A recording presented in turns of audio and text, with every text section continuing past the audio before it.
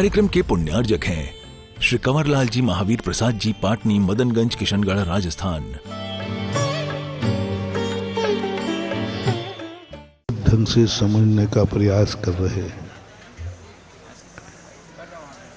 कि किस प्रकार से सृष्टि को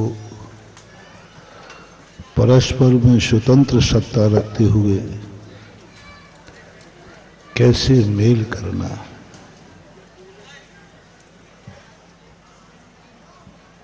क्योंकि सारी सृष्टि स्वतंत्र होकर के भी एक वृक्ष के समान होती है। वृक्ष नाम की कोई चीज नहीं है, लेकिन वृक्ष के बिना दुनिया का कोई अस्तित्व व्यवस्था नहीं बन सकती। कल जो हमने शुभदिनाथ भगवान की श्लोक की चर्चा की थी, उसी के आगे के श्लोक आया है, अनेकमेकं च पदस्य वाच्यम वृक्षायति प्रत्ययवत् प्रलीयते। अनेकमेकं च पदस्य वाच्यम वृक्षायति प्रत्ययवत् प्रलीयते। वृक्ष के समान जब वृक्ष संज्ञा होती है तो सारे प्रत्यय, सारी डालें, पत्ते, फूल सब उसमें विलय को प्राप्त हो जाते हैं। जब उसी वृक्ष को हम डाली पत्तों के रूप में देखते हैं, अनेकमेकं च पदस्य वाच्यम, अनेक होकर के भी एक है, अनेकांत वस्तु होकर के भी वस्तु एक है, अनेक रूप होकर के भी वस्तु एक है। वृक्षायति प्रत्ययवत् प्रलीयते। जैसे एक वृक्ष जब हम कहते हैं, वृक्ष को हम जब देखते हैं तो हमें फूल पत्ते आदि उसमें विलय को प्राप्त हो जाते हैं और हमें एक अखंड वृक्ष। यहां आवाजें क्यों हो रही भाई? क्या भाई पंचायत क्या हो रही हो भाई?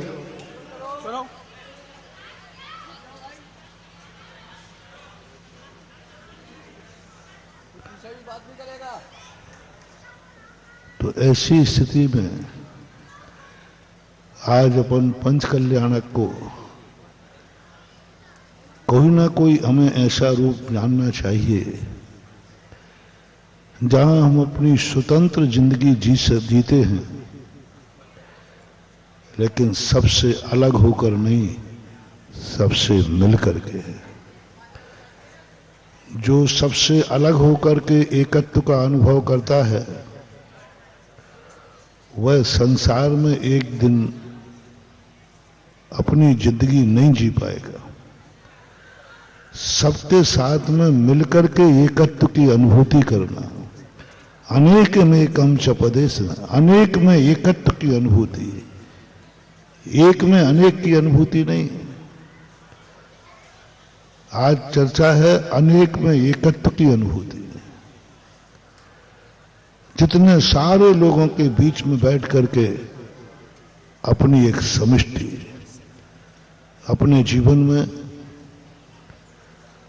वह पर्सनल प्राइवेट स्थान भी होना चाहिए जो मां तुम्हारा हो, जहां तुम अकेले हो, वहां दूसरे का किसी भी प्रकार से इंटरफियर ना हो। जब व्यक्ति ध्यान में बैठता है, सामायिक में बैठता है, तो समंतभद्र महाराज ने लिखा है, ज्ञानार्णव में शुभचंद आचार्य महाराज ने लिखा, जब तुम आत्मा के अभिमुख हो, जब तुम धर्म के अभिमुख हो, जब तुम सामायिक में जाओ तो बिल्कुल अकेले हो जाओ। 24 घंटे में एक 5 मिनट के सही आज इस पंच कल्याण के उपसंहार में एक तुम्हें मोटिवेशन, एक मंत्र दे रहा हूं। 24 घंटे में 5 मिनट सही, 1 मिनट सही,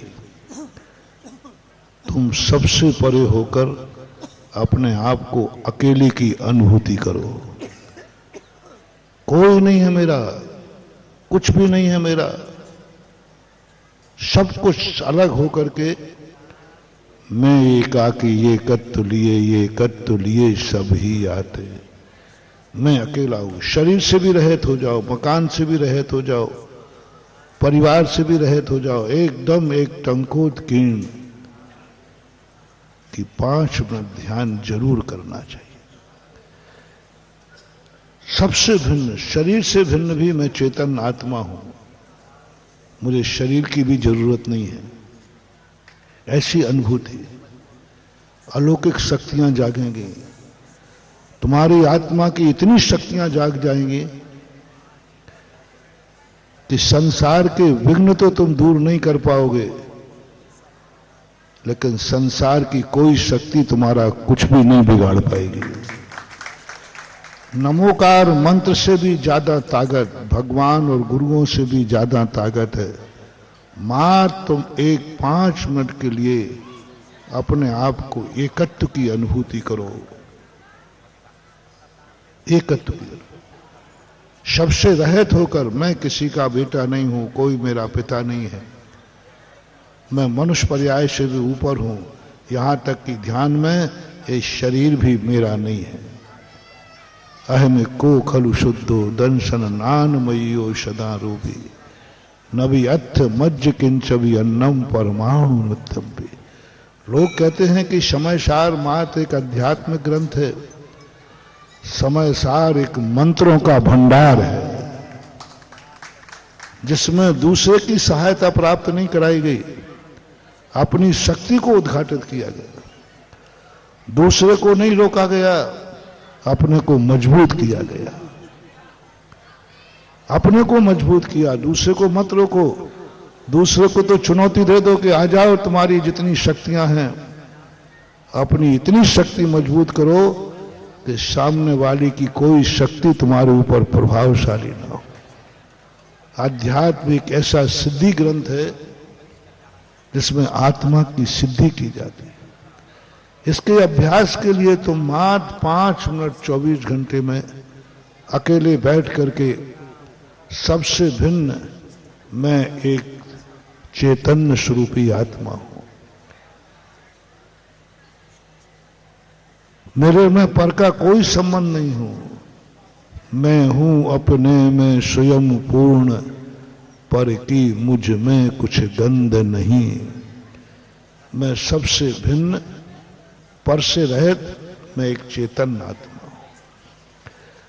5 मिनट ये ध्यान करने के बाद फिर आप जाप देना, भगवान की शरण में जाना है, गुरुओं की शरण में, जो तुम्हें चाहिए वो सब में।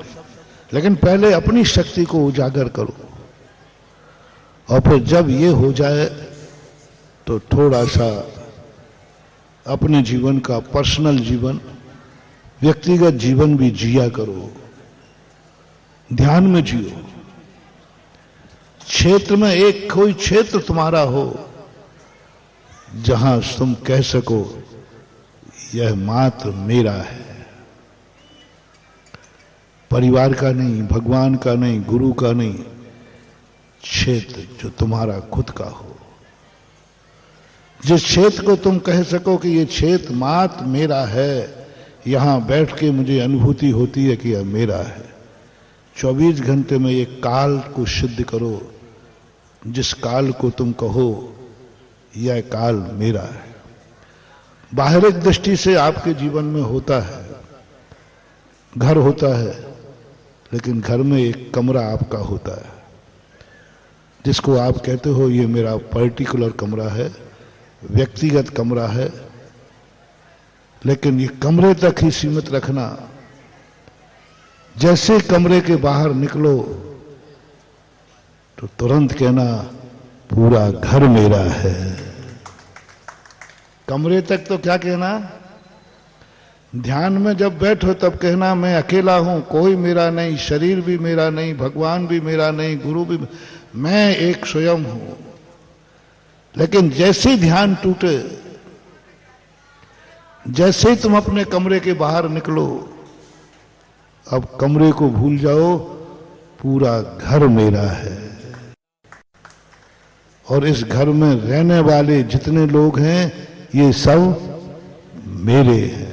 वृक्ष की उपमा अनेकमेकम च पदस्य वाच्यम वृक्षायति प्रत्ययो वद प्रलीयते। वृक्षायति आकांक्षणा स्यादिति वै निपातो गुणान अपेक्ष नियमेपवादः। आकांक्षणा स्यादिति नैपव। कितनी बड़ी बात कही।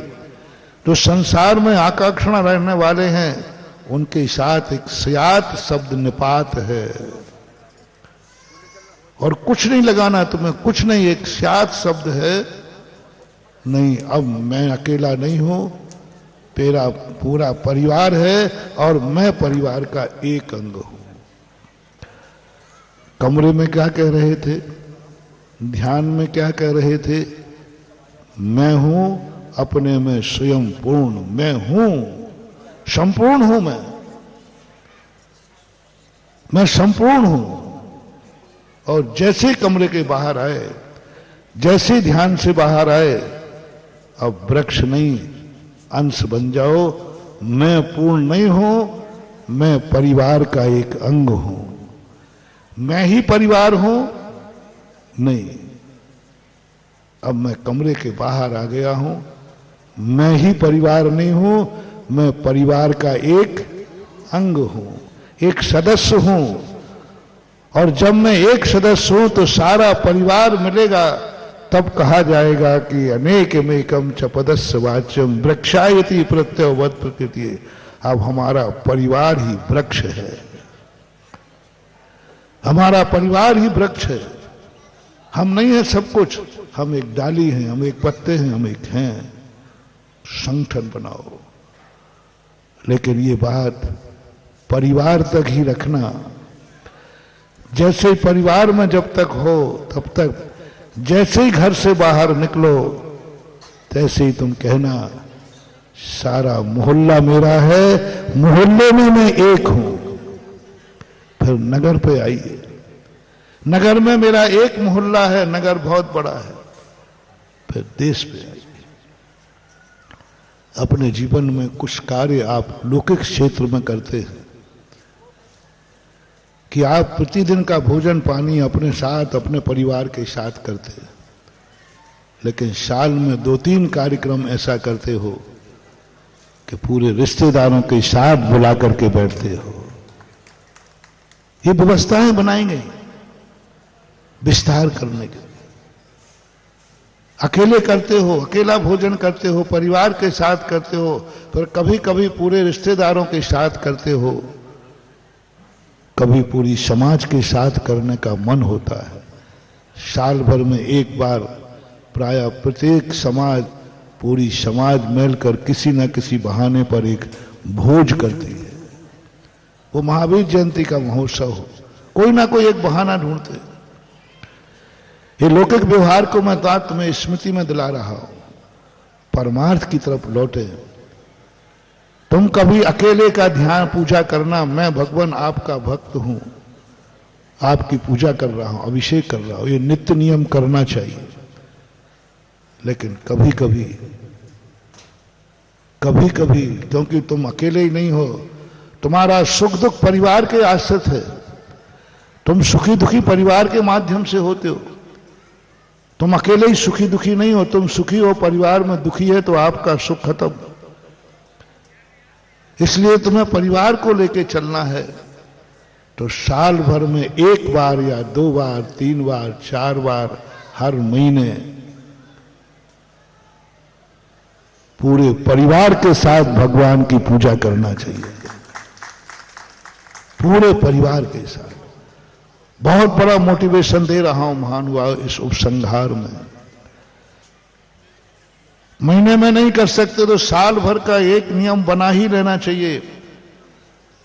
हम परिवार का पूरे एक साथ मिलकर के एक पूजा करेंगे साल भर में। मैंने इसी व्यवस्था के माध्यम से एक असीमकालीन भक्तांबर व्यवस्था हर क्षेत्र पर चलाई है। एक बार अपने इष्ट देवता के पास, अपने एक स्थान के पास, एक बार पूरे परिवार के साथ पूजा करना है।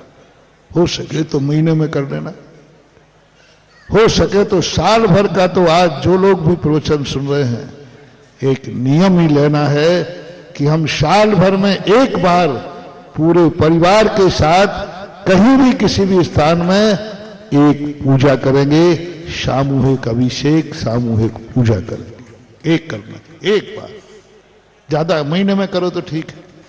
आज ये बात हमें जब ध्यान में आई, इस क्षेत्र का सगुन देखो, जब से भगवान की पीठ थी शांतिनाथ भगवान, मूर्तियां सदोष थी, और जैसे ही भगवान शांतिनाथ की पीठ हटी तैसे ये क्षेत्र का कायाकल्प। आज देखिए जाप मंडल वालों ने कितना बड़ा त्याग किया। पूरे जाप मंडल वालों ने शांतिनाथ भगवान, कुंथनाथ भगवान को विराजमान किया, और आज उन्होंने बहुत बड़ा नियम लिया है जो शायद गोसलपुर वालों का भी नहीं है, शायद खतौला वालों का भी नहीं, शायद सिहोरा वालों का भी नहीं, जो कहते हैं हमारा क्षेत्र है। आज जाप मंडल वालों ने संकल्प किया कि मैं हर महीने पूरा जाप मंडल आकर के दिव्योदय तीर्थ क्षेत्र पर अभिषेक, पूजन और विधान करेंगे। हर महीने की तुमने कहा, और हर महीने की 7 तारीख उन्होंने ली। कल क्या है? कल नंद्यावर्त की स्थापना है। 7 तारीख हर महीने जाप मंडल यहां आएगा और विधान, पूजन और अभिषेक करेगा मंदिर जी। आप लोगों से भी मेरा कहना है, अपने परिवार के साथ महीने में एक दिन, अभी बता रहा हूं कहां करना। अभी तो ये कर लो कि हम महीने में एक दिन, 14 के 14, अष्टमी के अष्टमी, प्रतिदिन करो तो कोई मनाही नहीं है, लेकिन हो नहीं पाता। परिवार के साथ, सारे परिवार को मालूम होना चाहिए आज हमें कहीं नहीं जाना है, क्योंकि आज हमारे पारिवारिक भगवान की पूजा है। जैसे आपके यहाँ कोई शादी ब्याह होता ना, तो आप कहते नहीं भैया हम आज कहीं नहीं जाएंगे क्योंकि हमारे यहाँ घर में कार्यक्रम है। सारे कार्यक्रम स्थगित करते थे, यहां तक कि महाराज के पास भी जाना स्थगित, यहां तक कि महाराज आ रहे हो तो स्थगित, महाराज जी हमारे यहाँ कार्यक्रम है। मैं उसमें कोई इंटरफियर नहीं कर रहा हूं, बस उसी में एक कार्यक्रम जोड़ना चाहता हूं। जैसे तुम शादी विवाह कोई होता है तो दूसरों से ये जवाब देते हो, भाई मैं नहीं जा पाऊंगा, हमारे घर में ही शादी है, हमारे घर में ही कार्यक्रम है। बस यही आवाज मैं अपने भक्तों से बुला करवाना चाहता हूं। आज मैं कहीं नहीं जा सकूंगा, आज हमारे पूरे परिवार की मंदिर में पूजा है, आज भगवान का कार्यक्रम है, आज पूजा का कार्यक्रम है। एक तारीख निश्चित करो, साल में एक करो, महीने में एक करो, जो तुम्हारी मर्जी पड़े। उस दिन सबको, रिश्तेदार, कोई भी काम आ जाए, महाराज भी आ जाए तो महाराज जी आज नहीं आ पाऊंगा क्योंकि हमारी पारिवारिक पूजा है। संसार के कार्यक्रमों में तुम इकट्ठे हो जाते हो, सब कार्यक्रम स्थगित कर देते हो। कभी एक परमार्थ के लिए भी स्थगित किया करो कि ये तारीख में हम कहीं नहीं जाएंगे क्योंकि हमारे परिवार की पूजा है। जरूर कर लेना महानुभाव, क्योंकि पारिवारिक कष्ट भी तुम्हें दुखी कर देते हैं। यदि परिवार को सुखी चाहते हो, महाराज ऐसा क्या करें कि हमारा पूरा परिवार सुखी रहे, तो आप कम से कम साल में, महीने में एक बार ऐसा करो कि पूरे परिवार के साथ धर्म करो, तो वो सामूहिक पुण्यबंध होगा, और सामूहिक पुण्यबंध होगा तो सामूहिक तुम्हें लाभ मिलेगा। फिर दूसरा प्रसंग बता रहा हूं। एक साल में तुम अपना ये कार्यक्रम महीने का महीना बना लो, 14 के 14 बना लो, गौसलपुर वालों, खतौला, सिहोरा वालों, पनागर आदि जो भी आसपास हैं, सब जबलपुर वालों भी, सब क्षेत्र उन्हीं का है, कि हम अष्टमी और 14 के दिन कोई दिन ऐसा चुन लो जिसमें तुम्हें अच्छा लगे। हम परिवार के साथ, महीने का चुन लो, हम परिवार के साथ दिव्योदय क्षेत्र में जाकर पूजन विधान करेंगे, अभिषेक करेंगे। और एक ऐसा कर ले, एक और मोटिवेशन दे रहा हूं। क्या तुम परिवार, रिश्तेदारों की अशुभ सूचना से दुखी होते हो क्या? महाराज हमें रिश्तेदारों से कोई मतलब नहीं, मरे जिए चाहे कुछ भी हो, ऐसा है कि तुम्हें रिश्तेदारों से भी थोड़ा लगाव है कि नहीं? बहू बिटिया से लगाव है कि नहीं? उनके दुख के समाचार होकर तुम दुखी होते हो कि नहीं? तो तुम चाहते हो कि कभी महाराज ऐसा आशीर्वाद दो आज दिव्योदय तीर्थ क्षेत्र के पंच कल्याणक के मोक्ष कल्याणक के दिन कि किसी परिवार से भी मुझे कभी, रिश्तेदारों से भी कभी अशुभ समाचार ना आवे, मुझे कभी अशुभ समाचार नहीं आवे। तो लो मैं इसके लिए भी मंत्र दे रहा हूं, साल में एक बार आप किसी ना किसी बहाने से रिश्तेदार इकट्ठे होते हो, कहीं ना कहीं हो ही जाते हो। बस एक बार पूरे रिश्तेदारों के साथ में किसी धर्म कार्य में इकट्ठे होना है सबको। एक विधान हो जिसमें सारे रिश्तेदार आएंगे, सब रिश्तेदार बैठेंगे, चाहे वो तीर्थ यात्रा कर लेना, चाहे दिव्योदय तीर्थ पे आना, सबका नियम बन जाए कि साल में एक बार सारे रिश्तेदार एक साथ बैठ करके अभिषेक करेंगे, एक साथ बैठ के पूजा करेंगे, एक साथ बैठ के जाप देंगे, एक साथ बैठ करके वो दिन धर्म में व्यतीत करेंगे। जाओ, ये पुण्य ऐसा होगा कि शायद तुम्हारी यदि अच्छी विशुद्धि रही, सौभाग्य मान के किया, तो कहो किसी रिश्तेदार से तुम्हारी जिंदगी में कोई अशुभ समाचार नहीं आएगा। तुम चाहते हो क्या कि हमारी जाति में, हमारे साधर्मी बंधुओं में तो एक कार्यक्रम जरूर वर्ष में करो जिसमें पूरी समाज को बुलाओ, पूरे भारत के जैनियों को बुलाओ। जिसे पहले परंपरा थी, जिसे आप लोग कहते थे वार्षिक मेला, मंदिरों में होता था, तीर्थों पे होता विमान महोत्सव। मंदिरों में करते हो वार्षिक महोत्सव जो समाज इकट्ठी होती है, और तीर्थों पे बोलते थे वार्षिक विमान महोत्सव। ये कोई साधारण चीज नहीं महानुभाव। हम सारे जितने हमारे धाधर्मी हैं, जैनी बंधु हैं, जहां भी हैं, एक पत्रिका जाती है और वो पत्रिका सब कहती हमारे तीर्थ क्षेत्र का विमान महोत्सव है, उसमें सबको आना है। महानुभाव, सारे दुनिया के कार्य छोड़ देना।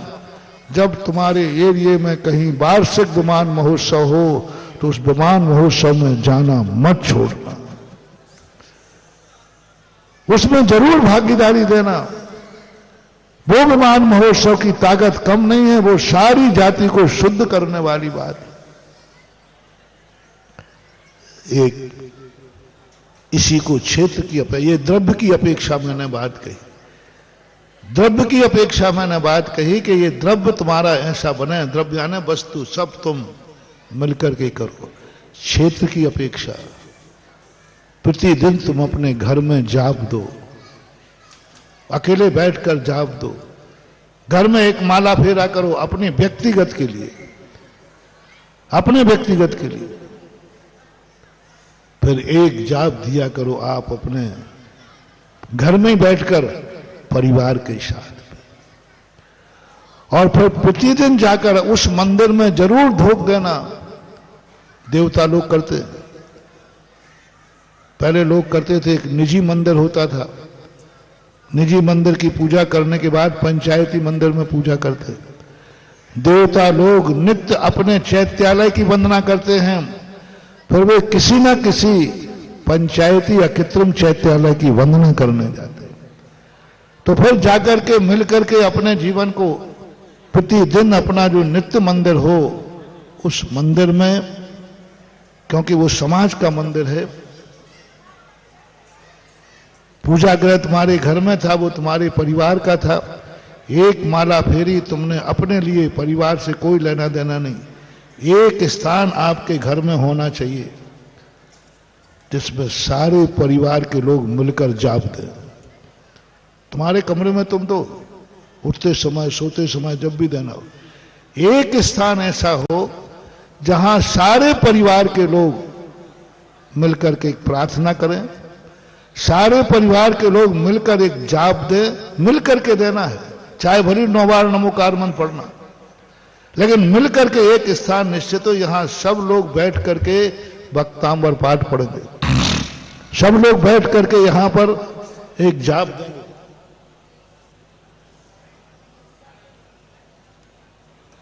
सामूहिक रूप से उसमें सब परिवार की उपस्थिति होना अनिवार्य है।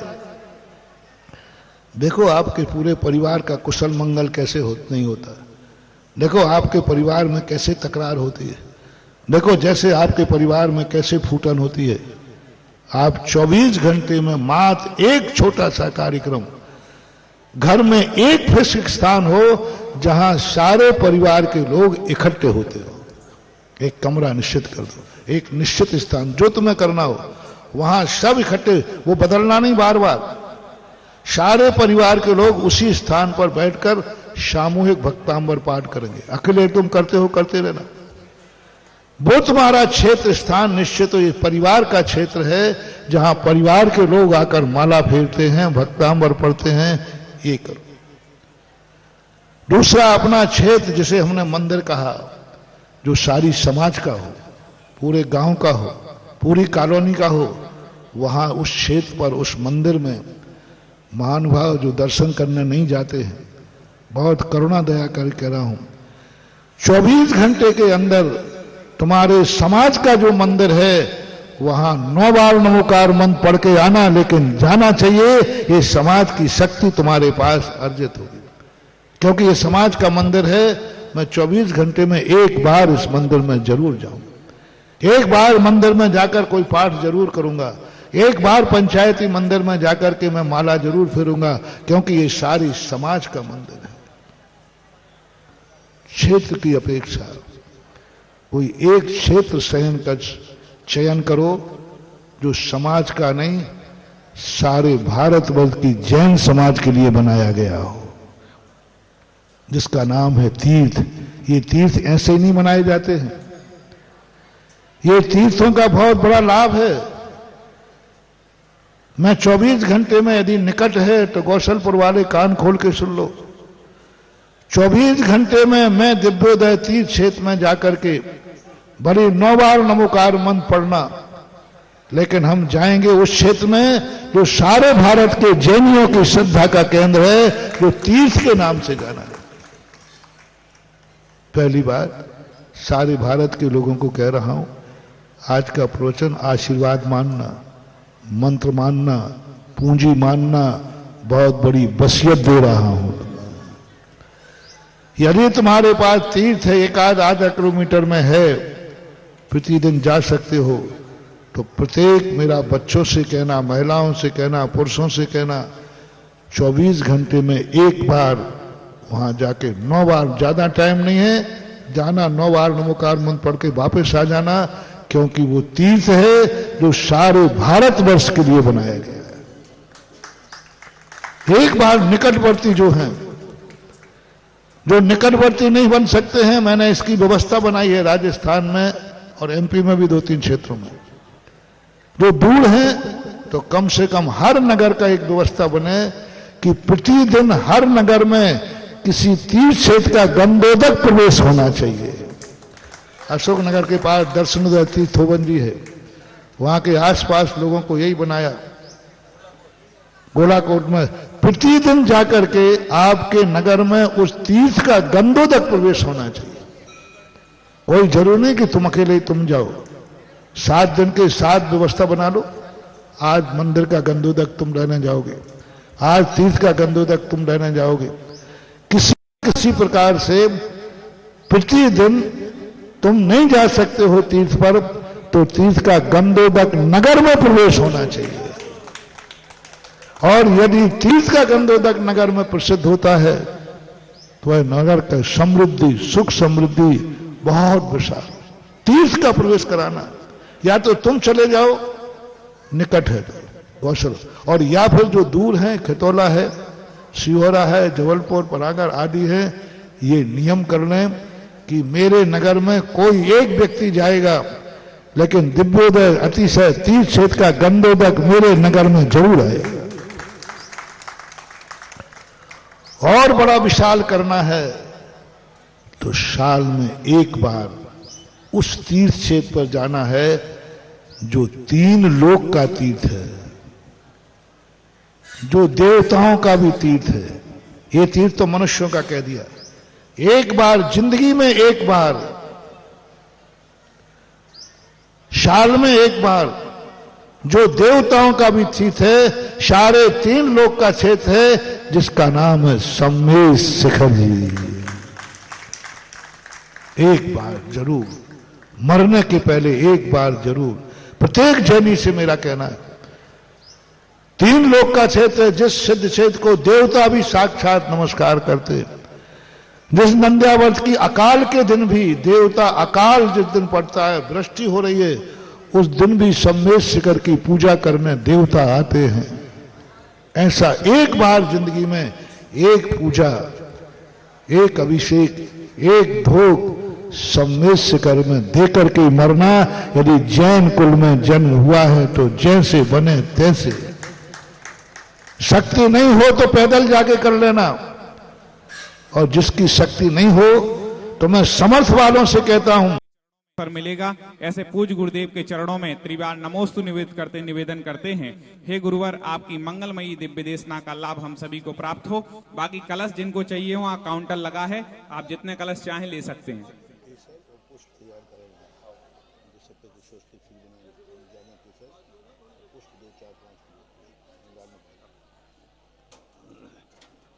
जय श्री ओम नमः सिद्धेभ्यः।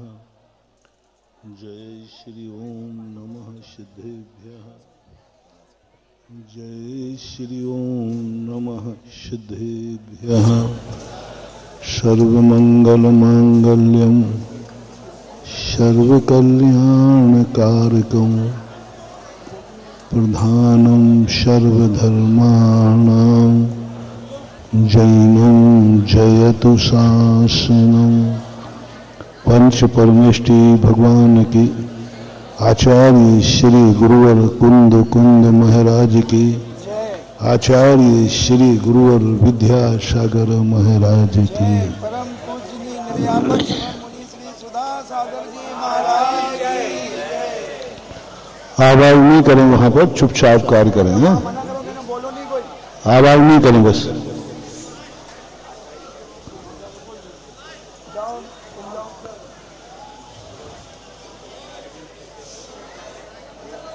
दुनिया में जब जीव रहता है तो वह किसी एक परिणामों से अपने आप को संतुष्ट नहीं रहता।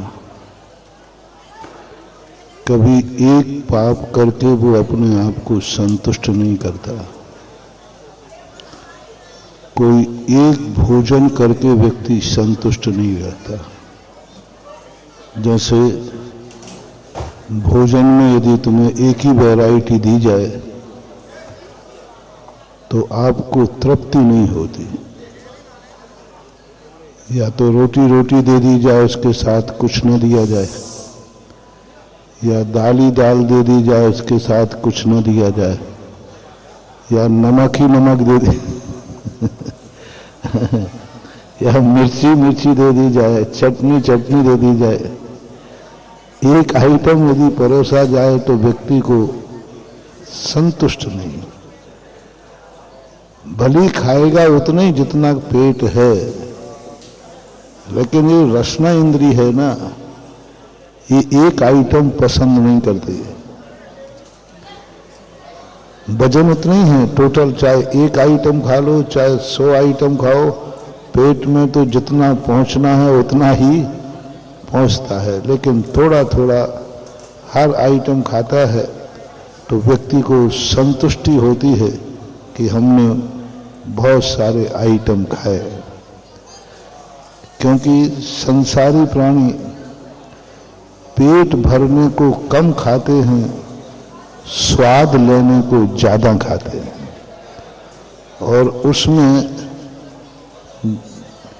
जैनी नंबर 1 है। जैनी सबसे ज्यादा पेट भरने के लिए नहीं खाता, वो तो चटोनिया के लिए ज्यादा खाता है, स्वाद के लिए ज्यादा खाता है। सबसे ज्यादा आइटम यदि संसार में किसी की थाली में होते हैं तो वो थाली है जैनियों की।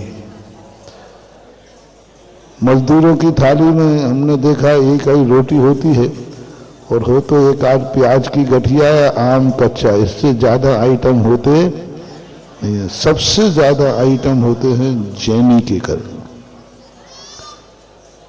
और जैनी की महिलाएं को कोई काम नहीं होता, कोई काम की नहीं है, और सुबह से शाम तक फुर्सत होनी।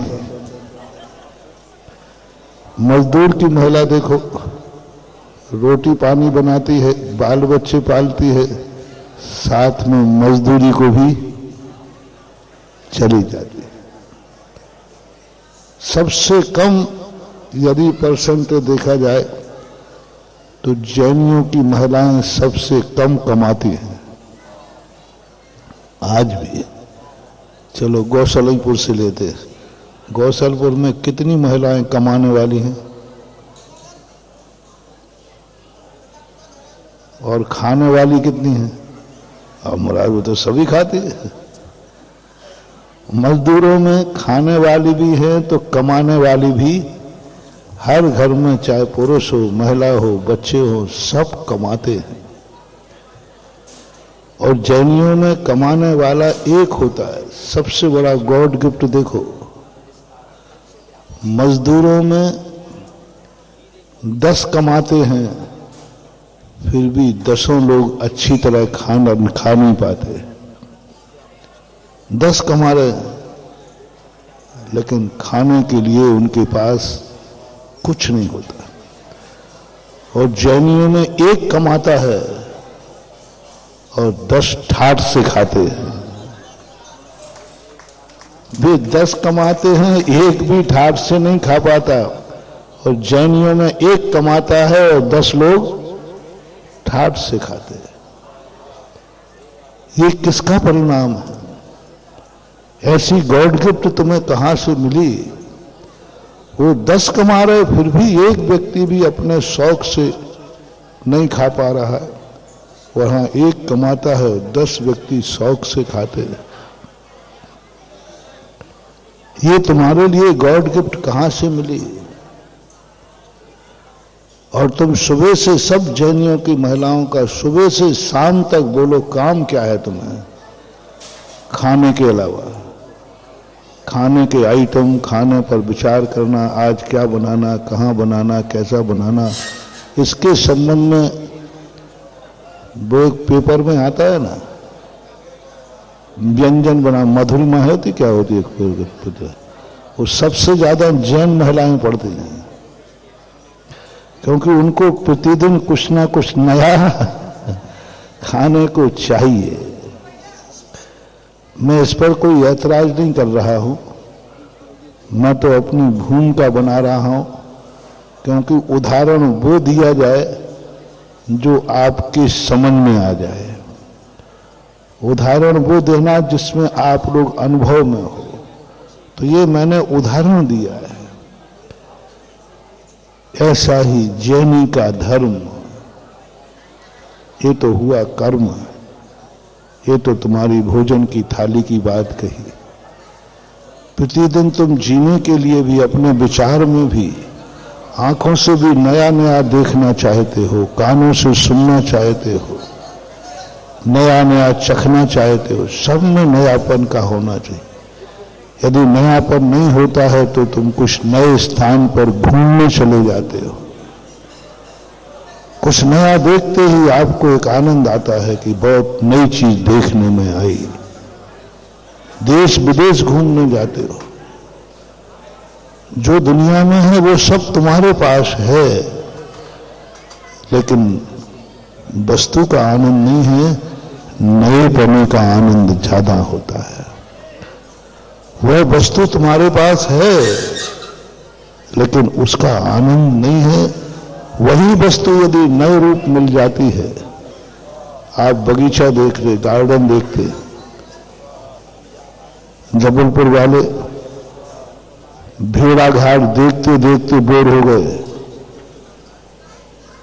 सारी दुनिया भेड़ा घाट देखने आती है, सबसे कम जबलपुर वाले जाते हैं।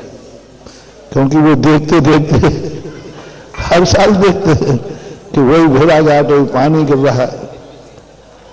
हम जब एक बार भेड़ा घाट गए, वहां चिरगांव से बिहार करते आए, तो मुझे भेड़ा घाट क्योंकि कभी कभी देखा था 2-3 बार, तो मुझे बड़ा अच्छा लगा।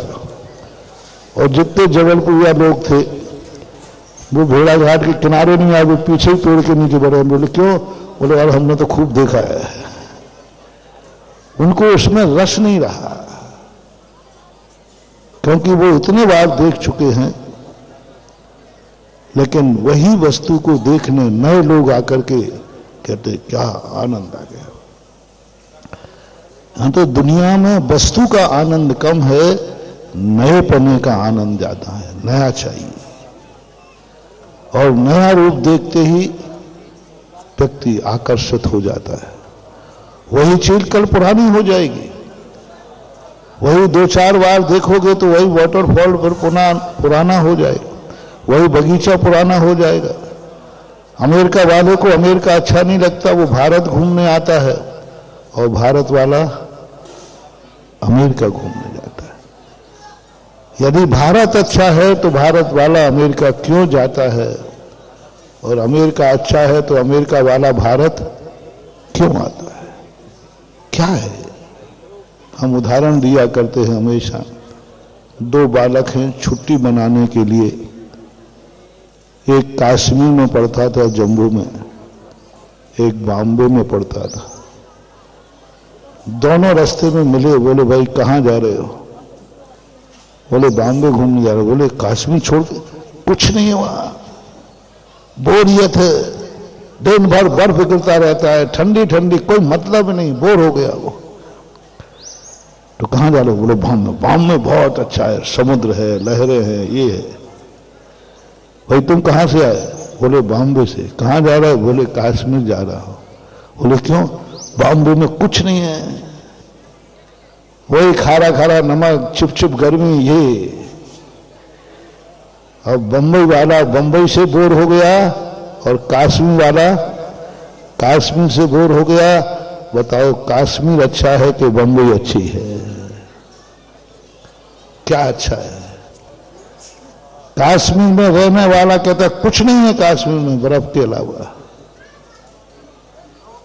और बंबई वाला कहता कुछ नहीं है, वहां चिपचिप गर्मी है, समुद्र है, कुछ नहीं है। यानी हर व्यक्ति कोई भी वस्तु पाकर के बोर हो जाता है, उसको कुछ नयापन चाहिए। बंबई वाले को कश्मीर नया है, और कश्मीर वाले को बॉम्बे नया है। दोनों अपनी अपनी छुट्टी मनाने के लिए जा रहे हैं। कभी अपने मन को टटोलना, ये मन ऐसा ही है। कभी अपनी आंखों को टटोलना, ये आंखें भी ऐसे ही हैं। कभी अपने कानों को टटोलना, एक ही ये गाना कितनी बार सुनोगे? 2 बार, 10 बार, 100 बार। उसके बाद तुमने किसी ने सुनाया तो तुम कान में रुई लगा लोगे। दिमाग खराब मत करो, मैं इसको 100 बार। और जिसने पहली बार सुनाया वो कहता है भाई ये तो पहली बार सुना। तो वस्तु व्यवस्था इस दुनिया की ऐसी है कि व्यक्ति के नानापना और नयापना 2 चीजें चाहिए जिंदगी में खुशहाली के लिए। नानापना और नयापना। नानापन जब तक नहीं हो तब तक वह संसार तुम्हारे लिए फीका लगता है। नानापन चाहिए। एक ही तरीके कपड़े नहीं चाहिए, एक ही तरीके कपड़े भी नाना चाहिए। मकान का भी नाना एलिवेशन चाहिए, गाड़ियों, सब चीजों में आप देखना तुम्हारे मन में नानापन की बात भरी रहती है। ये सब चीजों के लिए जब तुम्हारा नेचर देखा कि इनको तो नानापन की चीजें चाहिए और नयापन भी चाहिए, तो इनकी इच्छाएं कैसे पूरी होंगी? उसके लिए हमारे जैनाचार्यों ने धर्म को भी नाना रूप दिए और हर समय नया नया रूप देना पड़ा। नाना रूप दिए। एक ही प्रकार का धर्म नहीं, कितने प्रकार के धर्म। इन सब के अलग अलग आनंद हैं, अलग अलग फल हैं, अलग अलग उपलब्धियां हैं। एक ही प्रकार का कई लोग कहते महाराज जी आप इतने आइटम रख देते हैं कि हम करें क्या, कौन सा करें? मैंने ये सब करो, कोई आप एक बता दीजिए हम वही करेंगे। तो मैं आपको बता देता हूं कि एक ही क्वालिटी से जिंदगी व्यतीत करना। हम एक रोटी बता देते जिससे पेट भरता है, वो ही खा खा के जिंदगी गुजारना नहीं। धर्म के आइटम शास्त्रों में इतने ज्यादा, बल्कि पाप करने के तरीके ज्यादा हैं, धर्म करने के तरीके कम हैं। विचार करो, आपका परिणाम, आपकी आत्मा कितने तरीकों से पाप करती है। चलो एक पाप को ले लेते हैं, क्रोध को। एक पाप को ले लेते हैं, हिंसा को। कोई एक छोटा सा विकार भाव ले लेते हैं, राग द्वेष। कितने तरीकों से व्यक्ति राग करता है, क्रोध करता है, मान करता है, हिंसा करता है। तरीके देखना, कभी मन से करता है। किसी जीव की हिंसा व्यक्ति मन से भी करता है कि नहीं? मन में भाव आ गया। क्रोध कभी मुंह से नहीं कर पाता, मन में ही कुड़ता रहता है। कभी वचन से करता है, क्रोध करता है, गाली देता है, अशुभ बोलता है। कभी काया से करता है, किसी को मार देता है। कभी करता है, कभी करवाता है, कभी करने वाले की अनुमोदना करता है। 108 दरवाजे हैं पाप करने के संसार। ये तो मैं कम कह रहा हूं। यदि और छोटे मोटे खिड़कियां वगैरह मिलाई जाएं तो शास्त्रों में तो असंख्यात लोक प्रमाण कहे गए। पूज्यपाद स्वामी ने श्री सर्वार सिद्धि में कर्म के आश्रय के कारण असंख्यात लोक प्रमाण कहे। कसाय स्थान जो है असंख्यात लोक प्रमाण, यानी 3 लोक के जितने प्रदेश हैं इसमें अंत का गुणा करो। इतने प्रकार के परिणामों से एक जीव पाप करता है, एक जीव कर्म बांधता है, एक जीव क्रोध करता है। असंख्यात लोक प्रमाण तरीकों से क्रोध करते हैं अपन लोग। क्रोध के तरीके कितने देखो, कितने निमित्तों से क्रोध होता है। छोटा सा एग्जाम्पल ले लो अपने घर में। सुबह से शाम तक किन किन कारणों से तुम्हें क्रोध आ सकता है? एक ही कारण से क्रोध आता है कि बहुत सारे कारणों से है? सुबह उठे और बाथरूम गए, पानी नहीं है, बोलो जल्दी। पेस्ट करने गए, ब्रश टूटा पड़ा है, पेस्ट नहीं है, क्रोध चालू। तरीके देखो, दिन भर में कितने तरीकों से व्यक्ति को गुस्सा आता है, गिन नहीं पाओगे। गुस्सा आने का कोई भरोसा नहीं, कब पे किस पे गुस्सा आ जाए। कितने तरीके, कितने तरीके। आप एक दिन का क्रोध देख लेना, काउंट करना तुम्हें जिंदगी में कितने कितने निमित्त पाकर के क्रोध आया। सर्वज्ञ भगवान ने काउंटिंग की है। असंख्यात लोक प्रमाण परिणाम क्रोध के प्रकार हैं, इतने मान के प्रकार हैं, इतने मायाचारी के प्रकार हैं, इतने लोभ के प्रकार हैं। अब बोलो तुम्हें लोभ कितने कितने प्रकार से आता है? धन का लोभ आता है कि नहीं? मकान का, कपड़ों का, और तो और कोई सब्जी का समय निकलना है तो कचड़ियां सुखाने का लोभ है कि नहीं? बताओ ना। है। कितने लोग, रोटी का लोभ, पापड़ का लोभ, पानी का लोभ, गर्मी का लोभ, धूप का लोभ, एसी का लोभ, पता नहीं कितने तरीके। 24 घंटे में व्यक्ति इतने लोभ कसाय करता है कि अपन लोग ही गिनने बैठ जाए कि आज मुझे लोभ किन किन वस्तुओं से आया है, राग किन किन वस्तुओं से जागा है। यहां तक कि तुम्हारा राग जूतों चप्पल से भी जागता है कि नहीं? अरे नहीं जागे तो फिर इतने प्रकार से जब खरीदने जाते हो ना आप लोग, कितने निकलवाते हो, ये ठीक नहीं, ये डिजाइन ठीक नहीं, ये डिजाइन, यही तो राग है। जूते चप्पल से राग, कपड़ों के मैचिंग खरीदने से राग। दिन भर में जितने आइटम आते हैं गिन नहीं पाओगे, इतनों से राग होता है। और सर्वज्ञ भगवान ने इन सबको काउंटिंग करके कहा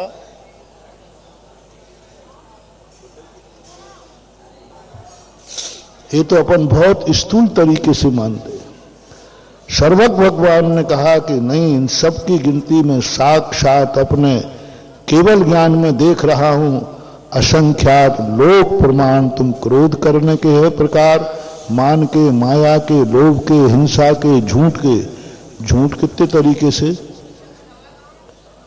एक ही तरीके में झूठ होता है कि विभिन्न प्रकार के? पता नहीं कब किसमें झूठ बोलना पड़े, पता नहीं कब किसकी चोरी करना पड़े। एक ही वस्तु थोड़ी छुपाना है। पता नहीं कितने तरीकों से अपन इंद्रियों के विषयों का सेवन करते आए अनादिकाल से, कितने तरीके से। जैसे अभी हमने गिनाया, खाने में कितने तरीके से, कितने तरीकों से हम इंद्रियों के विषयों का सेवन करते आए। परिग्रह कोई धन का ही नहीं होता है। मैंने कहा ना अभी, आपको मौसम नहीं है, मौसम के अनुसार फल खाना लोभ कम है। जिस मौसम की जो चीज आ रही है वह खा लेना लोभ कम है। लेकिन वो चीज तुम्हें इतनी अच्छी लगी कि सुखा करके रख लेना, ये लोभ ज्यादा है। अभी तो मिल रही, कल वह मिलेगी नहीं। कितनी चीजें सुखाते हो, सबसे ज्यादा जैनियों, क्योंकि बाजार का तो खाते नहीं है, तो घर में सुखाएंगे। पूरे आइटम मुझे मालूम नहीं, दो चार तो पता है, वो चौके में देख लेता हूं ना। हम जो सुखा लो, कल आम नहीं मिलेगा, आंवला सुखा लो, नहीं तो बुंदेलखंडी औरिया, है ना। ये सब लोग कैसा है, परिग्रह, मूर्छा है। इतने तरीकों से आप लोग करते हो। उनको सबको संग्रह करके आचार्यों ने 108 तरीके से व्यक्ति पाप करता है। 108 कौन कौन से होते हैं? क्रोध, मान, माया और लोभ। मन, वचन और काय। और कृत कारित अनुमोदना, कभी कृत से करता है, कभी दूसरों से करवाता है, कभी दूसरे करने वाले की अनुमोदना करता है। समरंभ, समारंभ, आरंभ। समरंभ यानी उस पाप करने की प्लानिंग करता है, उसके आइटम जुटाता है। आरंभ यानी कर बैठता है। इन सबका परस्पर में गुणा करो, सबका। कृत कार्यत अनुमोदना, क्रोध, मान, माया, लोभ। कृत कार्यत अनुमोदना, समरंभ, समारंभ, आरंभ। कृत कार्यत अनुमोदना और समरंभ समारंभ का करो तो 3 तरह का 9। और क्रोध, मान, माया, लोभ का करो मन, वचन, काय से, तो 4 3 12 और 12 नम्मा 108। 4 क्रोध, मान, माया, लोभ के हुए। मन से क्रोध, वचन से क्रोध, काया से क्रोध। मन से मान, वचन से मान, काया से मान। मन से माया, वचन से माया, काया से माया। मन से लोभ, वचन से लोभ, काया से लोभ। इस प्रकार के ये 12 प्रकार के पाप होते हैं। और कृत कार्यत अनुमोदना 9 में गुणा 108 प्रकार संक्षिप्त में है। अब 24 घंटे में व्यक्ति 108 प्रकार के पाप करता है। 8 प्रकार के पाप द्वारों से अपनी जिंदगी को चलाता है, अच्छा मानता है। बताओ अब धर्म कितने तरीके से करते हो? कम से कम 108 प्रकार का तो धर्म बता दो। वैसे इस आगम के अनुसार असंख्यात लोक प्रमाण। 2-4 प्रकार का धर्म करते हो। सुबह एक माला फेर ली, और ज्यादा हो तो मंदिर आ गए, पूजा कर लिया, अभिषेक कर लिया, स्वाध्याय कर लिया, महाराज जी हैं तो आहार दे दिया, प्रवचन सुन लिया। गिने चुने आइटम है धर्म के, गिने चुने आइटम है धर्म के। जब तुम्हारे कमाई के आइटम गिने चुने हैं तो गमाने के भी आइटम गिने चुने करो। गमाने के तो आइटम 108 कर लिए, कमाने के 2-4 रखे। तो ध्यान रखना, कुवत कम, गुस्सा भारी, लक्षण है पिट जाने का। आमद कम और खर्चा भारी। आगे आप बोल दो, लक्षण है मिट जाने का। आमद कम हो और खर्चा भारी हो तो मिटेगा मिटेगा। दिवाली को छोड़ो, दिवालिया होगा। इसलिए जैनाचार्यों ने 2 रास्ते दिए, हम आपको दोनों मोटिवेशन दे रहे हैं। यदि आपको धर्म के आइटम कम करना है, धर्म कम करना है तो कोई बात नहीं, पाप भी कम करो, खर्चे कम करो। आप लोग बैठते हो ना, जब आमदनी कम होती है तो सब बैठ के सोचते हैं ये खर्चा कम करो, ये खर्चा कम करो, ये खर्चा कम करो, क्योंकि बजट ही नहीं है। जैसे बजट ना होने पर व्यक्ति अपने खर्चे कम करता है,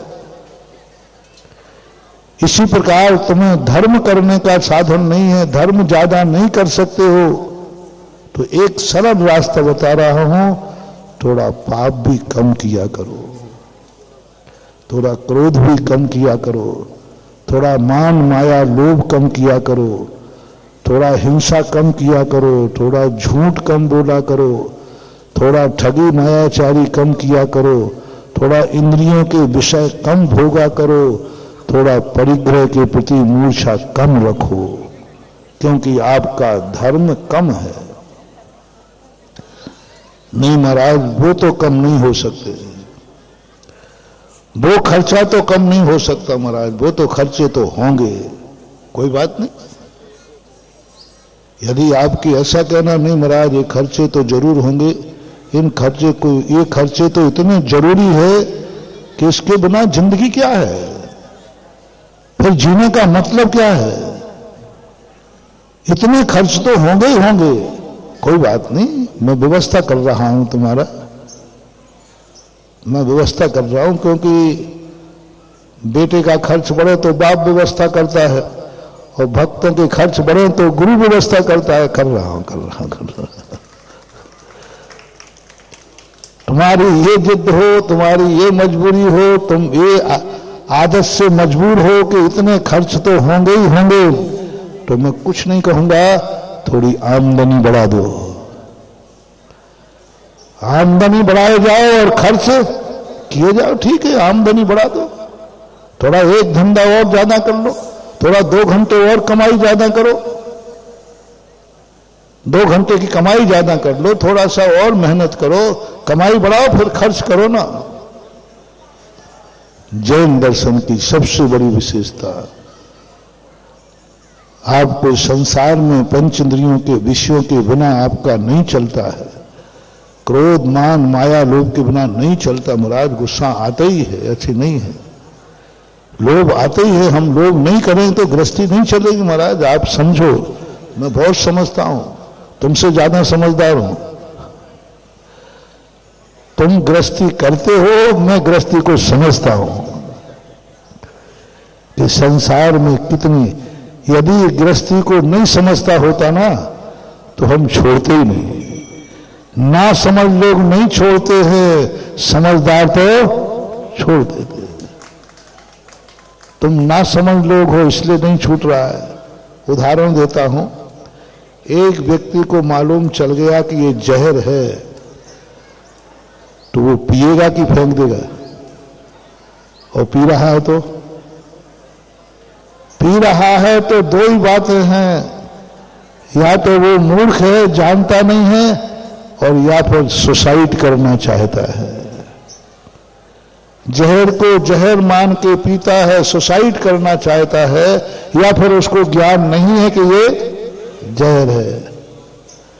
और जिसको ज्ञान होता है और सुसाइड नहीं करना चाहता है, उसको पता लगते ही भली प्यासा रह जाएगा, लेकिन जहर पिया पानी खाक पी करके मरेगा नहीं।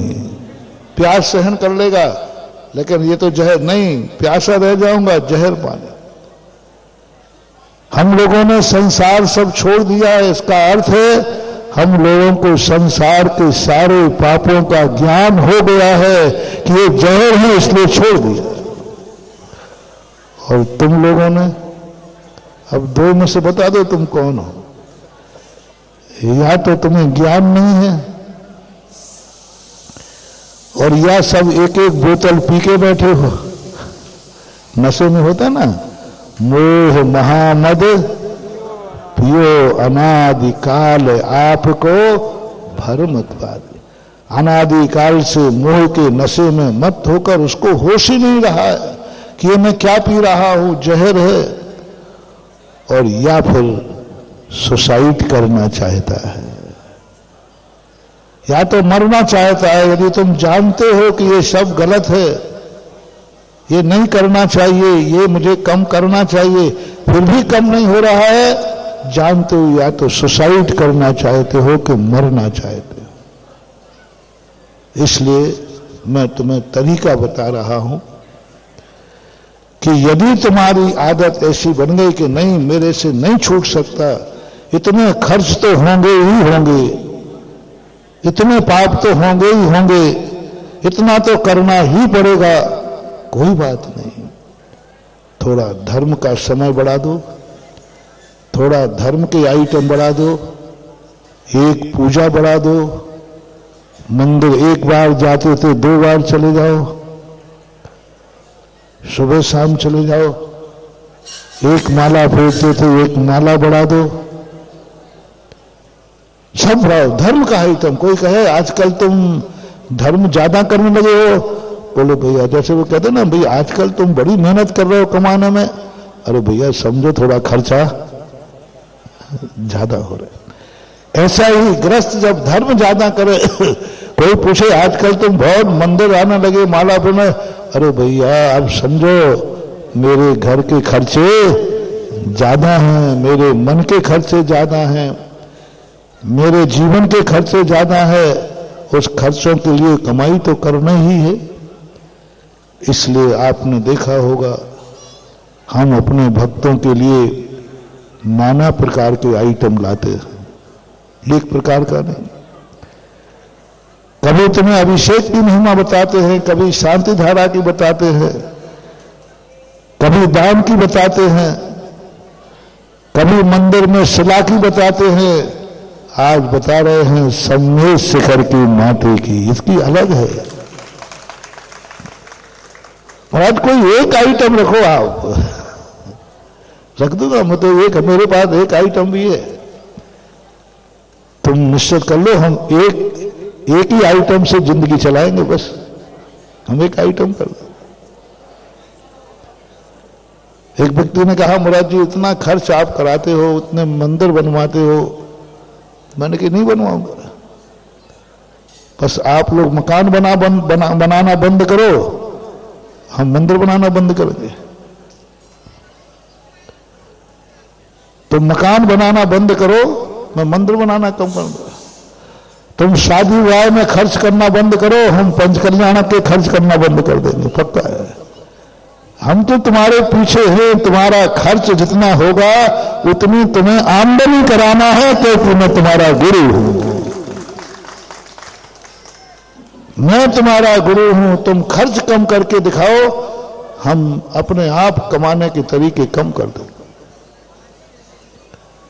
पंचकल्याणक में कुछ नहीं है, 1500 रुपये, देखना कितना सस्ता पंचकल्याणक हो गया ये।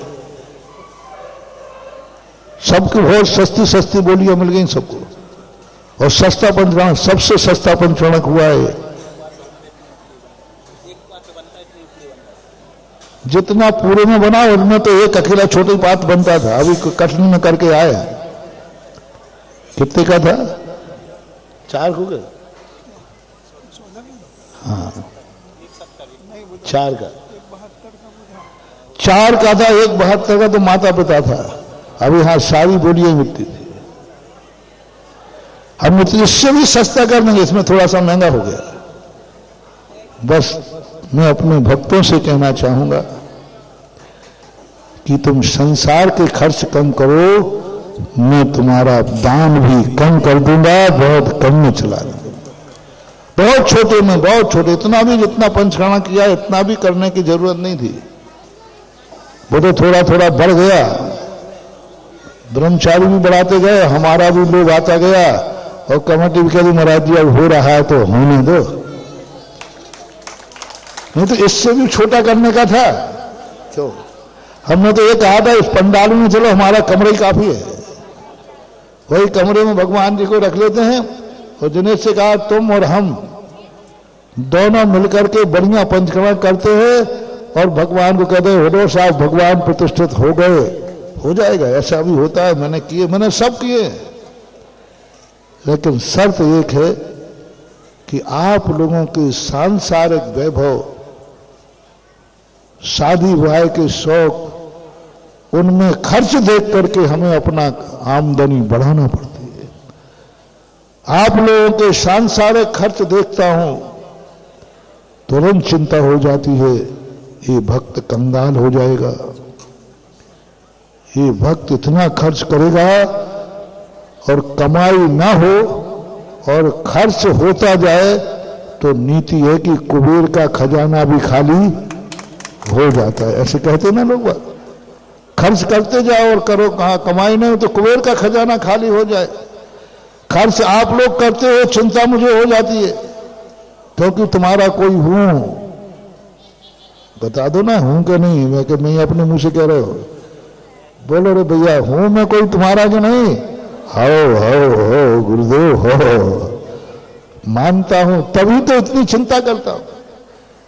तुम्हारे सारे संसार के खर्चों को देखकर जिस तरीके से तुम्हारा पुण्य क्षय हो रहा है, उसको देखकर चिंता होती है कि क्या होगा इनका अंत, कैसे चलाएंगे। ये तो अभी उड़ाए जा रहे हैं, कभी मन की मस्ती में, कभी बचनों की मस्ती में, कभी खाने पीने की मस्ती में, कभी घूमने की मस्ती में, कभी शादी विवाह की मस्ती में, पता नहीं कितने कितने प्रकार के तुम्हारे देखते हैं तो तुरंत चिंता होती है। और फिर मैं पंचकल्याणक में आइटम बढ़ा देता हूं, पंचकल्याणक भी बड़ा कर देता हूं, और जैसे जैसे बड़ा होता है फिर बोलियां भी बड़ी बड़ी लगती है। कटनी का 400 कलश का था, 100 धर्म 4 करोड़ का था,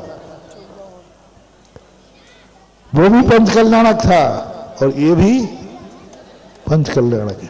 दोनों में कोई कमी नहीं है, लेकिन वहां खर्च का देख करके बढ़ाना पड़ता है। इसलिए हम सदा नए नए आइटम, नई नई खोजें तुम्हारे लिए करता रहता हूं। किसी ना किसी बहाने तुम्हारे लिए पुण्य का अर्जन होता रहे। तुम किसी ना किसी बहाने खर्च करने में लगे रहते हो। बच्चा होता है वो किसी ना किसी बहाने से खर्च करता रहता है और पिता उसके लिए किसी ना किसी बहाने से कमाता रहता है। ऐसा ही भक्त लोग किसी ना किसी बहाने से खर्च करते रहते हैं और तुम्हारा गुरु किसी ना किसी बहाने से तुम्हें कमाई का साधन बताता रहता है। नाना प्रकार के साधन, नाना प्रकार के धर्म के आइटम, इन सब का पुण्य अलग अलग है, इन सब का स्वाद अलग अलग है, इन सब के कर्म बंध अलग अलग हैं। अभिषेक का आनंद अलग है और पूजा का आनंद, नमोस्तु का आनंद अलग है। पूज्यवर समंतभद्र महाराज कहते हैं, आप मंदिर में गए हैं, आपने अभिषेक किया, उसका फल अलग लिखा है, पूजा की अलग फल लिखा है, प्रदक्षिणा लगाई अलग फल लिखा है, नमोस्तु किया उसका फल अलग लिखा है, फिर गुल्लक में पैसा डाला अलग लिखा है, फिर जाप देने बैठे अलग लिखा है, फिर स्वाध्याय करने बैठे अलग लिखा है, निस्सही कहा उसका फल अलग है, नमो रिहंतारम कहा उसका फल अलग है, नमो सिद्धाणम कहा उसका फल अलग है, नमो आयुर्याणम का फल अलग है, नमो वज्रायाणम का फल अलग है, नमो लोहे शब्द शाऊणम का फल अलग है। पांचों परमेष्ठियों का फल अलग अलग है। पांचों परमेष्ठी अलग अलग रूप से है, अलग अलग व्यवस्थाएं हैं इनकी, ये अलग अलग कार्यकारी है। महाराज किसी एक भगवान का नाम लेवे नहीं चलेगा, क्योंकि संकट तो अनेकों प्रकार के आते। जैसे एक बार हमने कहा था, आपको मंगल की दशा है, सूर्य की महादशा चली, अब तुम्हें नमो सिद्धाणम कहना ही पड़ेगा, अरहंत की बस की बात नहीं है। नमो अरहंतानम चंद्र और शुक्र की महादशा को कंट्रोल करते हैं, वे मंगल और सूर्य को नहीं कर पाएंगे। आचार्य परमेष्ठी बृहस्पति की महादशा पे कंट्रोल करेंगे, अन्य ग्रहों पे नहीं कर पाएंगे। उपाध्याय परमेष्ठी बुद्ध की महादशा पे कंट्रोल करेंगे, और साधु परमेष्ठी शनि देवता पर कंट्रोल करेंगे। सबके काम है। हम कहोगे महाराज नमो रिहंताणम और नमो लोहे शब्द सावण में क्या अंतर है, दोनों में से एक फेर लो तो नहीं, पता नहीं किस समय कौन सी महादशा चल रही हो। पांचों परमेष्ठियों की एनर्जी अलग अलग है, पांचों परमेष्ठी के नाम लेने में पुण्यबंध अलग अलग है, पांचों परमेष्ठियों के परिणाम अलग अलग है, कार्य अलग अलग है। जैसे ये पत्तियां होती ना पेड़, सारी वनस्पतियां हैं, लेकिन सबका नेचर, तुलसी के पत्ते का नेचर अलग है, नीम के पत्ते का नेचर, सारे पत्थर हैं, लेकिन डायमंड का पत्थर अलग है, पन्ने का पत्थर अलग है, मार्बल अलग है, सैंडस्टोन अलग है। ऐसे ही धर्म क्षेत्र में कभी ये मत मानना कि हमने तो एक धर्म कर लिया। हर धर्म का मूल अलग अलग है, हर धर्म में अलग अलग प्रकार की एनर्जी बनती है। आज जो नंद्यावर्त की एनर्जी है वो मंदिर बनाने में नहीं मिलेगी, वो सौधर्म आदि बनने में नहीं मिलेगी, वो महाराज बन जाओगे तो भी नहीं मिलेगी। तुम सारे जगत की पूरी 3 लोक की संपदा दान में दे दो तो नहीं मिलेगी।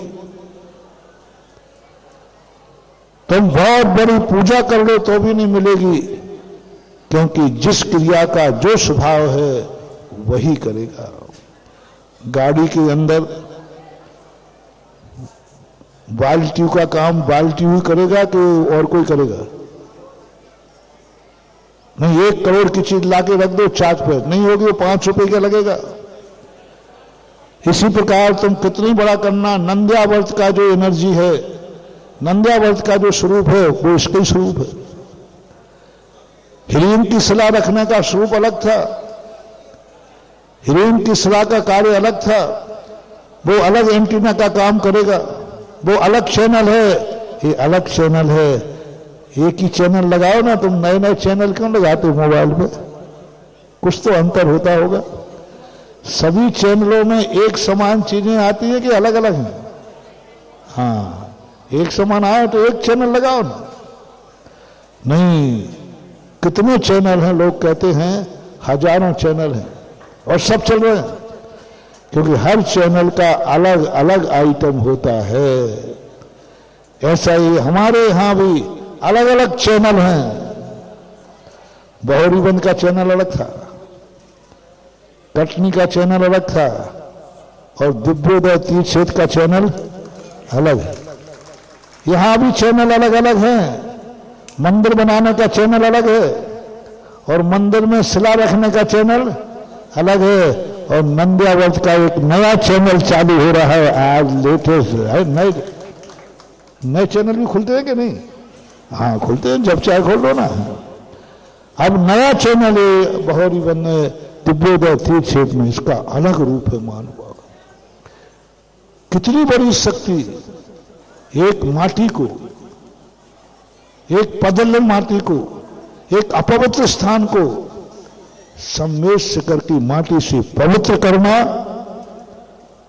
ये किसका प्रतीक होगा? कभी तुम्हारा आत्मा मन से अपवित्र हो जाए, वचन से हो जाए, काया से हो जाए, कोई गंदा कार्य हो जाए, तुम्हारी जिंदगी में ऐसा गंदा कार्य नहीं होगा कि तुम कभी पवित्र ना हो सको। गलती होगी भी तो प्रायश्चित से पवित्र हो जाओगे, ये इसका योग।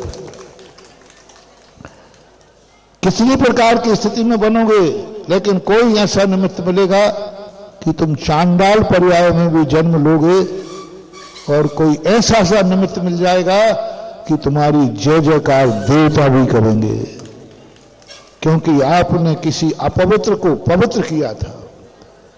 आज एक कलश रख करके तुमने इस माटी को सम्मेद शिखर की माटी मिला करके और उसको पवित्रता और तीर्थ का रूप धारण किया।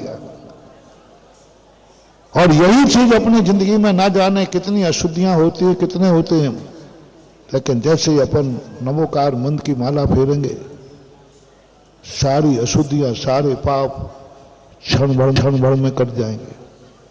जैसे अंजन चोर के, अंजन चोर इतना अशुद्ध था, इतना अशुद्ध था, मन वचन काय से अशुद्ध था, पापी था, लेकिन उसने ऐसा एक आइटम किया, ऐसा नमोकार मंत्र की श्रद्धा की कि उसकी सारी जितने भी पाप थे, जितनी भी अशुद्धियां थी, सब खत्म होकर के निरंजन के रास्ते पर आ गया।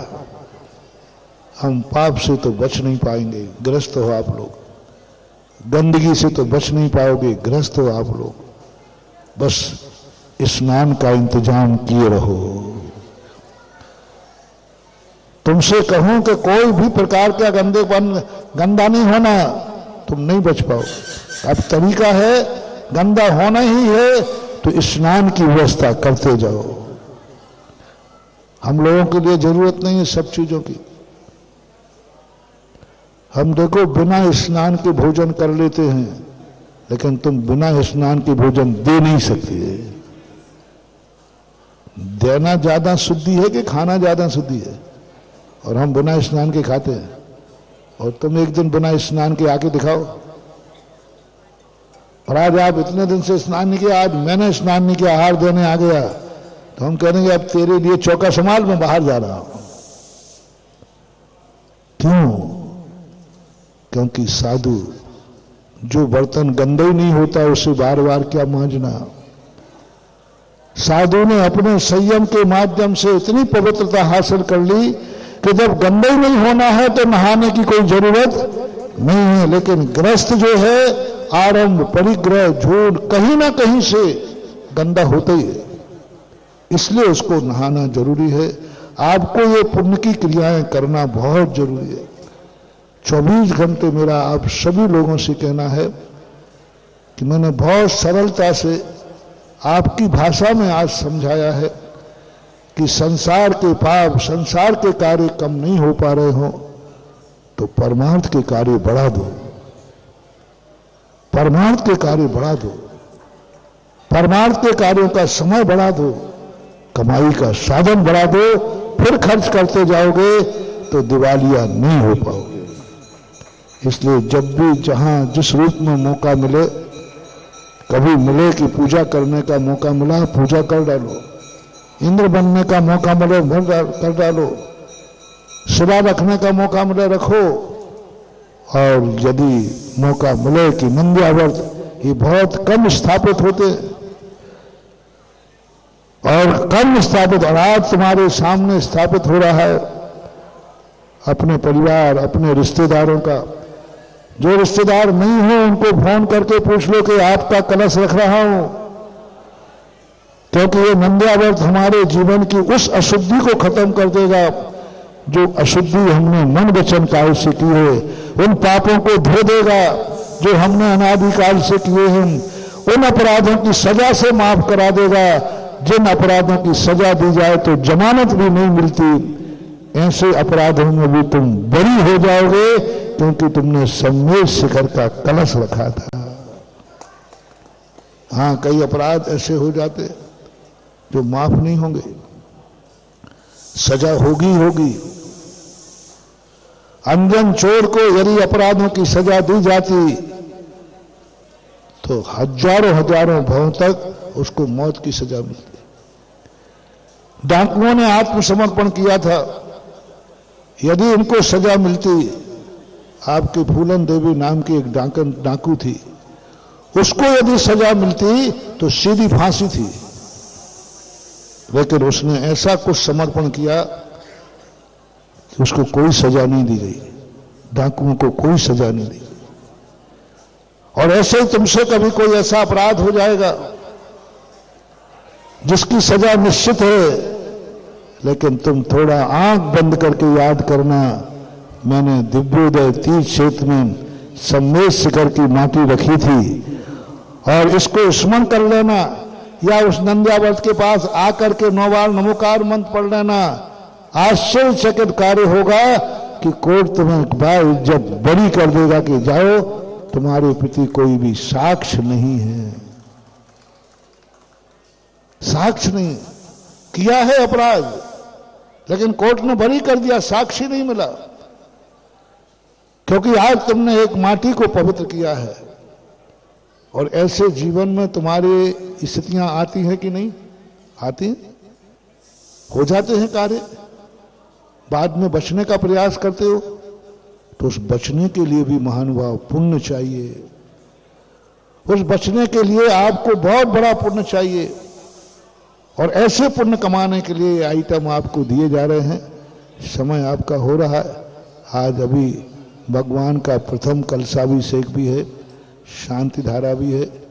पहले अपन नंद्यावर्त की स्थापना करेंगे, और अभी इतना आदर्श पंचकल्याणक हुआ, इतना बढ़िया पंचकल्याणक हुआ, इतना विधिवत पंचकल्याणक हुआ, ब्रह्मचारी जिनेश भैया ने कराया। अच्छा, अब आपके लिए उन पंचकल्याणक के जो 5 कलश हैं, यानी 5 दिन की ऊर्जा, एनर्जी, शक्ति उन कलशों में भरी पड़ी है, वे कलश आप लोग अपने घर ले जाएंगे, वो ये कर लेंगे बड़ा भला। उसके बाद जाकर के आज पहली शांति धारा, पहला भगवान का अभिषेक कौन करेगा? शांतिनाथ, कुंथनाथ और अरयनाथ भगवान का। तीसरा आइटम जो बीच में करना है, वे महामना जिन्होंने ये 5 महाकलश स्थापित करेंगे।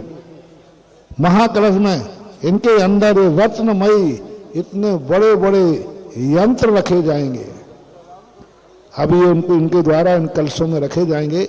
और ये यंत्र जो है, ये सारे क्षेत्र की, सारे ब्रह्मांड की शक्तियों को अपने अंदर खींच करके और इस क्षेत्र को महाअतिशयकारी और चमत्कारी बनाएगा। ये रज पवित्र करेगी, ये रज इस क्षेत्र को पवित्र करेगी, और ये यंत्र जो है इस क्षेत्र को ताकतवान बनाएंगे, अतिशयवान बनाएंगे, ऊर्जावान बनाएंगे। तो ये 5 क्षेत्रों की, सम्मेद शिखर, गिरनार, चंपापुर, पावापुर और कैलाश, ये 5 क्षेत्रों की रजत कलश यहाँ विराजमान करना है। आपके परिवार जो हैं एक एक आएंगे, इस पर केसर से स्वस्तिक आदि करके इसमें विराजमान करेंगे, और अपने सिर पर ले जाकर के नंद्यावर्त के नव पंच ध्वज, ये 5 तीर्थ क्षेत्रों की ध्वज तुम्हारे क्षेत्र पर सदा लहराती रहेगी। 5 क्षेत्रों की ध्वजा यहाँ लहराती रहेगी। हर ध्वजा पर लिखा रहेगा सम्मेद शिखर ध्वज, कैलाश पर्वत ध्वज, गिरनार ध्वज, चंपापुर ध्वज, पावापुर ध्वज। नीचे भी उनका पाठी लगेगा। ये 4 ध्वजाओं के स्थल की भूमि यहाँ रखी हुई है। और आप लोग जो 1008 कलश जो हैं अपने परिवार के, अपने रिश्तेदारों के, आप खुद रख लेना, और रख करके वहाँ पर सारी की व्यवस्था बनाई गई है, सब रखना। ये 3 कार्यक्रम आपके हैं, और तीनों कार्यक्रम अपन अभी 8-9 घंटे के अंदर निर्वृत्त करेंगे। शांति धारा अपन बाद में करेंगे, पीछे से लौटने के बाद फरमान। चलें, कलश को कर जल्दी बोलिए पंच परमेष्ठी भगवान की जय। मुनि पंगव निरापक श्रवण मुनि श्री सुधा सागर जी महाराज की। हाँ अमित भैया, कौन होगा सौभाग्यशाली पुण्यात्मा जिसे अवसर प्राप्त होगा जगतपुर निर्यापक श्रमण मुनिपुंगव श्री सुधा सागर जी महामुनिराज के सानिध्य में एक आदर्श ऐतिहासिक पंच कल्याणक यहाँ पर हुआ। उसमें मंडल के जो पंच कल्याणक के मुख्य कलश जो मंगल कलश था उसकी बोली की यहाँ पे शुरुआत हो रही है। किसको अवसर मिलेगा? जो मुख्य मंगल कलश था वो अपने घर पर ले अभी बैठ जाए अपने स्थान पे, कोई आगे नहीं आके दर्शन ना करे, अभी अपने स्थान पे बैठ जाइए, बाद में मौका मिलेगा। तो कौन ऐसा सब मुख्य कलश? हाँ, नीरज भी ये हाथ में लिए हैं, सबसे बड़ा कलश है। लाखों मंत्रों की यहाँ पर जाप हुई है, इतनी विशुद्धि के साथ 2,16,000 मंत्रों की जाप यहाँ पर इस पंच कल्याणक में हुई है और पूरी विशुद्धि के साथ यहाँ पर सभी इंद्राणियों ने इस पंच कल्याणक प्रतिष्ठा को किया है। ये मंगल कलश आपके घर पे जाएगा, ईशान कोण में आप विराजमान करेंगे। इसी से शांति धारा करने का अवसर भी अलग, ये तो मंगल कलश, मंगल कलश है। मंगल कलश कौन होगा सौभाग्यशाली? पंच कल्याणक का मंगल कलश है, 5 का। अच्छा, 71,771 रुपए पंचमावा से भरा हुआ है। 71,000 फुल, जैसा महाराज जी ने कहा था ना कि फुल कलश भरना है, फुल पंचमावा से भरा हुआ है। ये मांगलिक कलश, शुभ करने वाला, मंगल करने वाला ये कलश, पंच कल्याणक महामहोत्सव का कलश कौन अपने घर लेकर के जाएगा? बाकी चीजें तो आप यहाँ दे करके जाते हो, एक ही चीज है जो घर ले जा सकते हो, मंगल कलश। तो कौन होगा सौभाग्यशाली जिसे आप बोली बढ़ाते जाएं? 71,771 रुपए। और यह कलश ले जाकर 24 घंटे अपने घर में रखना। उसके बाद इसके अंदर 81,000 इसके अंदर रखा हुआ जो मिष्ठान मावा है तो आप खाने के काम में अपने रिश्तेदारों को, अपने पूरा पड़ोस वालों को बांट सकते हैं, खाने काम आए। 81,881 रुपया। बड़े से पावे नहीं तो बेटा खड़ा पछतावे। ये सौभाग्य बहुत बार नहीं मिलता। ये ऐसा आदर्श पंच कल्याणक इस दिव्योदय दिगंबर जैन तीर्थ क्षेत्र में और मुनि श्री सुधा सागर जी महाराज सोने में सुहागा की तरह है। 91,991 रुपया, 91,991 रुपया ये 9 का अंक है। एक वैसे हमारे यहाँ पूज महाराज श्री के यहाँ का अंक जो है शाश्वत अंक है 111, तो 91,991 रुपया से करते हैं। 91,991 रुपए। एक बोली छूट जाएगी, मौका चला जाएगा, देखें। 1,01,101 रुपया। 1,11,111 रुपए। 1,11,111 रुपए। एक जल्दी जल्दी बोलें, जिनको बोलना हो, लेना है तो लेना है, पर पैसों की मत सोचो, क्योंकि ये पुण्य अवसर नहीं। महाराज जी के सानिध्य के कलश लेने के लिए लोग तरसते हैं, तो आप जल्दी से वहां बनाइएगा। 1,11,111 रुपए। 1,11,111 रुपए। 2, 2.5, 3.99 बोली जाती हुई। ये सबसे बड़ा प्रधान कलश है। इतना समय 1,11,111 रुपए। 1, 2, 2.5 पूरे 3। ये सौभाग्यशाली भाई आपके चरणों में। हाँ, नाम बताइए भैया। सुमेर चंद जी, शैलेश कुमार जी जैन, द्वितीय। आ जाइएगा, कलश ले लें। कलश आ जाओ महाराज जी के पास, कलश ले लो अपना। यज्ञनायक के हाथ में है। हाँ, चलिए तालियों की गड़गड़ाहट, ताली बजा गलबत करो। 51,551 रुपए। 61,661 रुपया। 61,661 रुपए। हाँ भाई सुनो, ये समय बाहर ये भी निकल जाएगा। हाँ, 71,771 रुपया। 71,771 रुपया। 71,771 रुपया। 1, 2, 2.5 पौधे 3। ये प्रति कहना, हाँ, ये पूरे 3। ये सौभाग्यशाली क्षण। अशोक जैन जी, ममता जैन जी, कलकत्ता। अब बाकी 3 के लिए चलिए। हाँ, 1,11 करो ना ऐसे। हाँ, 1,11 बोल लो, क्या ना 1,11 फाइनल कर रहे हैं। चलिए 71 हाँ। 1,11 के और नाम दे दो, 3 और, तो 3 नाम और ले लीजिए, समय बचेगा। नीरज भैया का एक नाम, नीरज भैया एक आप अपना करवाओ। बोले कुंदरपुर के बड़े बाबा की जय। 1,11,000 में एक नीरज भैया का 3 कलश हो गए हैं बुक। 2 कलश और जिनको देना हो 1,11,111 के नाम। एक कलश यहाँ से आया भैया। वाह वाह, भागो। पूछ रहे हैं, पूछो। मेरे सांसों में हूँ सुमेरन तेरा, यूं बीत जाए जीवन मेरा। हर सांसों में हूँ सुमेरन तेरा, यूं बीत जाए। 1,11 का अशोक सेठी का, तीसरा कलश नीरज जी का 1,11 का। ये 3 हो गए कलश, 2 बचे हैं। अंतिम 2 कलश बचे हैं। और किसी को देना हो नाम तो बिना बोली कि 1,11,000 रुपए में अपना नाम दे दें और अपना समय बचाएं, क्योंकि इसके बाद 5 हैं टोटल, 3 हो गए हैं। जल्दी जल्दी करें। 2 और जल्दी से किसी को अपना घर पे मांगलिक कलश ले जाने हो पंच कल्याण प्रतिष्ठा महामहोत्सव के, वह अपने नाम यहाँ पर भेज सकते हैं। 1,11,000 रुपए की राशि में है कोई सौभाग्यशाली? 1,51,000।